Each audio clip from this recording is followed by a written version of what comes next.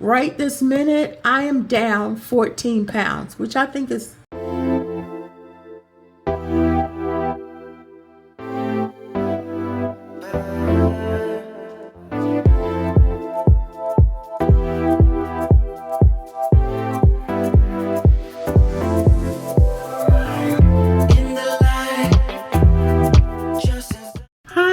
welcome to my channel. It is your low carb queen here.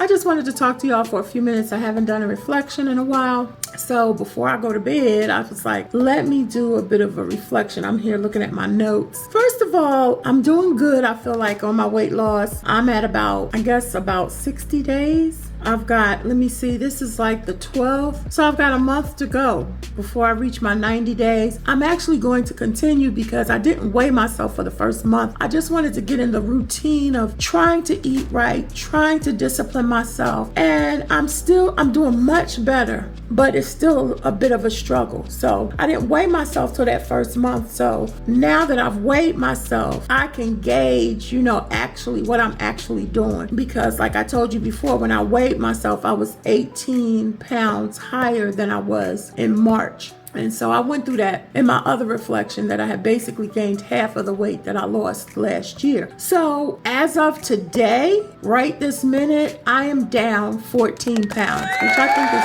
super.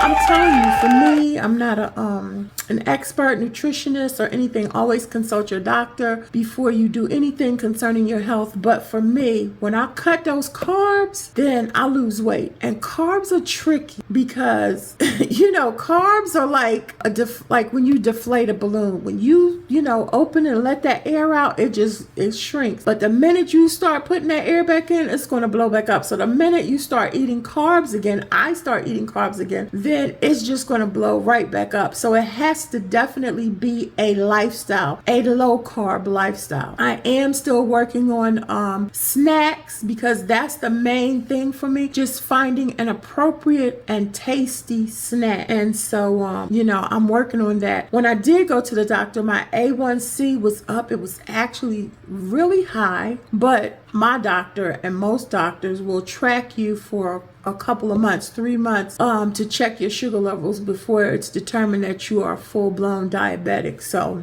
they're going to check my levels again. My cholesterol was also up. It wasn't out of control like my A1C, but my cholesterol was up. And, that happens also when I eat a lot of keto-friendly and low-carb. It's a lot of cheese, a lot of butter. I do eat more seafood. I can't really eat fish. I'm allergic to fish. It's the craziest thing, but I can eat shrimp, lobster, tuna. And so, So I just have to work on that. My exercise is coming along, doing about 3 days a week. I'd like to push that up to 5. Walking is great.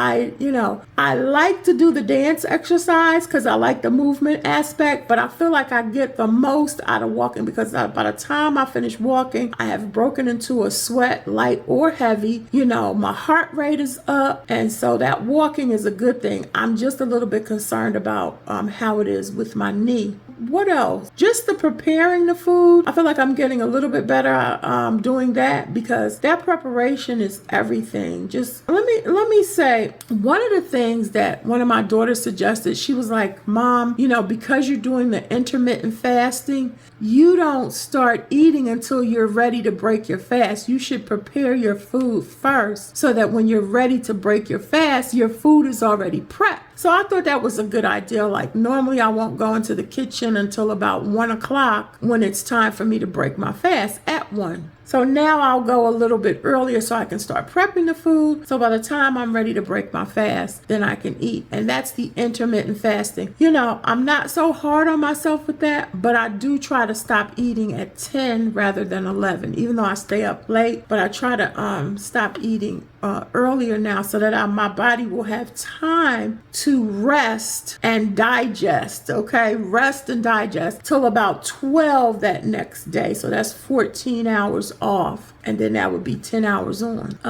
What else did I want to share with y'all? The snacking, I'm still working on the snacks, y'all. It's a process, but I'm feeling really good. My actual weight, once I get down to a certain weight level, then I'm going to let y'all know. Y'all have heard me talk about it before. I just want to get to a certain number for me. And when I get to that number, then I'll explain everything. I promise I'll explain everything from the beginning to the end. Okay, and y'all leave a comment. Let me know what's going on with your weight loss. I do like to leave the information about my fitness pal. I like to put that in. Let me know if that's helpful to you. I am counting carbs more than calories because, like I said, when I drop those carbs, my body will lose that weight. So I can't think of anything else right now. We're going to be getting ready for the holidays. My birthday is coming up in October, and then I'm getting ready for the holidays. Oh yeah, 500. I'm almost at 500 subscribers, y'all. I am so close. Tell a friend, okay? Tell a friend, tell a friend, tell a friend, okay? Because when I get to that 500,